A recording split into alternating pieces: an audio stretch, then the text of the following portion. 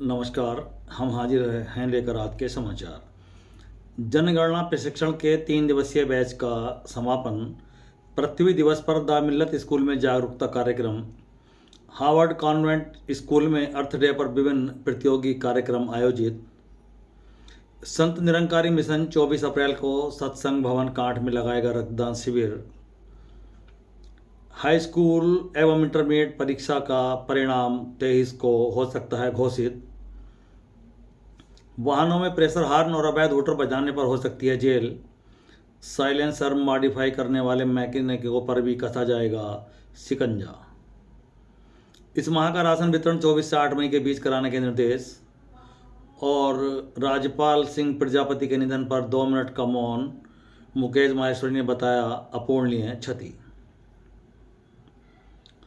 Bharatiya Janata party के नेता एवं पूर्व मंडल अध्यक्ष राजपाल सिंह प्रजापति के निधन पर भारतीय जनता पार्टी के कार्यकर्ताओं द्वारा शोक सभा आयोजित की गई, जिसमें 2 मिनट का मौन रखकर उनकी आत्म शांति के लिए ईश्वर से प्रार्थना की गई। भाजपा कार्यकर्ताओं ने नगर कार्यालय पर उनके चित्र पर माल्यार्पण कर उन्हें अपनी श्रद्धांजलि अर्पित की। भाजपा नेता मुकेश माहेश्वरी ने राजपाल सिंह प्रजापति के निधन को अपूरणीय क्षति बताया और कहा कि भाजपा को हुए इस नुकसान की भरपाई कभी नहीं हो सकती। इसके बाद सभी कार्यकर्ता कार्यालय से उठकर उनके आवास पर पहुंचे और परिवार को ढांढस बंधाया। इस मौके पर पदाधिकारी और कार्यकर्ता मौजूद रहे। अप्रैल माह में इस बार दूसरी बार खाद्यान्न वितरण 8 अप्रैल से 8 मई के बीच कराए जाने के निर्देश शासन ने दिए हैं। उत्तर प्रदेश सस्ता गल्ला विक्रेता परिषद के प्रदेश सचिव विजय चौधरी ने बताया कि 23 अप्रैल तक डोर स्टेप डिलीवरी के तहत राशन डीलरों को खाद्यान्न उपलब्ध कराकर उनका सत्यापन कराए जाने के लिए निर्देशित किया गया है और जिलाधिकारी द्वारा प्रत्येक उचित दर विक्रेता की दुकान पर गेहूं तथा चावल के भौतिक सत्यापन हेतु नोडल अधिकारी नामित कर दिए गए हैं। उन्होंने बताया कि अंत्योदय कार्ड धारकों को खाद्यान्न गेहूं 21 किलो और चावल 14 किलो दिया जाएगा, जबकि पात्र गृहस्थी कार्ड धारकों को प्रति यूनिट 3 किलो गेहूं और चावल 2 किलो के हिसाब से निःशुल्क वितरण होगा। यह वितरण इस बार भंडारण खाली करने की सोच के तहत माह में दूसरी बार यानी मई माह का एडवांस में कराया जा रहा है। वाहनों में प्रेशर हार्न और अवैध हूटर बजाने पर वाहन जब्त होने के साथ साथ जेल भी हो सकती है।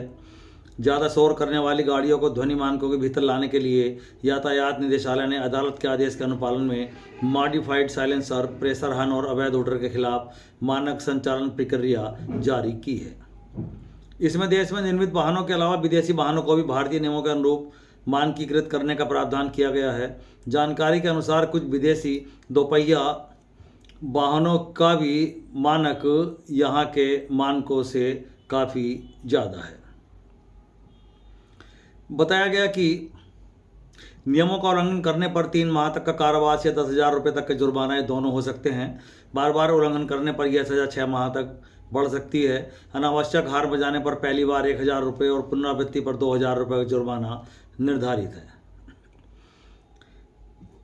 कुछ क्षेत्रों को साइलेंस जोन में रखने की प्रक्रिया भी चल रही है और बताया गया है कि इन क्षेत्रों में निर्धारित सीमा से अधिक ध्वनि वाले हार्न बजाने या अनावश्यक हार्न के प्रयोग पर सख्त कार्रवाई की जाने वाली है। हाई स्कूल एवं इंटरमीडिएट परीक्षा का परीक्षाफल 23 अप्रैल को शाम 4 बजे माध्यमिक शिक्षा परिषद मुख्यालय प्रयागराज से घोषित किया जाएगा। परीक्षाफल को माध्यमिक शिक्षा परिषद की वेबसाइट पर भी देखा जा सकता है। पिछले वर्ष यह परीक्षा परिणाम 25 अप्रैल को जारी किया गया था। इस बार 10वीं और इंटर की परीक्षाएं 12 मार्च को हो गई थी। हाई स्कूल की परीक्षा में करीब 26 लाख और इंटरमीडिएट में लगभग 24.50 लाख परीक्षार्थियों ने हिस्सा लिया। बोर्ड ने मूल्यांकन कार्य 18 मार्च से 4 अप्रैल तक पूरा करा लिया था। संत निरंकारी मिशन द्वारा बाबा गुरबचन सिंह की पावन स्मृति में मानव एकता दिवस 24 अप्रैल को श्रद्धा, समर्पण और प्रेममय वातावरण में आयोजित संत निरंकारी सत्संग भवन ब्रांच कांठ में किया जाएगा, जो संपूर्ण मानव जाति को एकत्व, सेवा और सद्भाव का मूल्य संदेश प्रदान करेगा। बताया गया कि सदगुरु माता सुदीक्षा जी महाराज एवं निरंकारी राजपिता रमित जी के पावन सानिध्य में दिल्ली के बुराड़ी स्थित सरोवर के सम्मुख ग्राउंड नंबर 2 में एक भव्य एवं दिव्य सत्संग का आयोजन किया जाएगा, जहां श्रद्धालु भक्त प्रेम, भक्ति और आध्यात्मिकता के अद्वितीय संगम का अनुभव करेंगे। इसके साथ साथ सत्संग भवन कांठ में एक रक्तदान शिविर भी आयोजित होगा। उन्होंने लोगों से इस पावन अवसर पर ज़्यादा से ज़्यादा रक्तदान किए जाने का भी आह्वान किया है। हार्वर्ड कॉन्वेंट स्कूल गढ़ी में अर्थ डे हर्षोल्लास के साथ मनाया गया। कार्यक्रम का संचालन शिक्षिका श्रीमती नीतू चौधरी और शुभारंभ प्रधानाचार्य रेणु बिश्नोई एवं उप प्रधानाचार्य सरम माथुर द्वारा समस्त शिक्षकों के साथ पौधारोपण करके किया गया। पृथ्वी संरक्षण दिवस पर छात्र छात्राओं एवं शिक्षकों द्वारा पृथ्वी संरक्षण एवं पर्यावरण को स्वच्छ रखने की शपथ ली गई और विद्यालय के छात्र छात्राओं द्वारा पृथ्वी बचाओ, वातावरण स्वच्छ बनाओ, जल एवं संरक्षण करने हेतु विभिन्न प्रकार के पोस्टर मेकिंग, निबंध लेखन एवं भाषण प्रतियोगिताओं का भी आयोजन किया गया।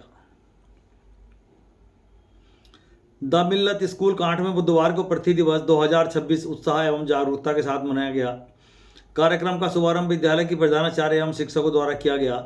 इस दौरान पृथ्वी संरक्षण और पर्यावरण संतुलन को लेकर विभिन्न गतिविधियों का आयोजन किया गया।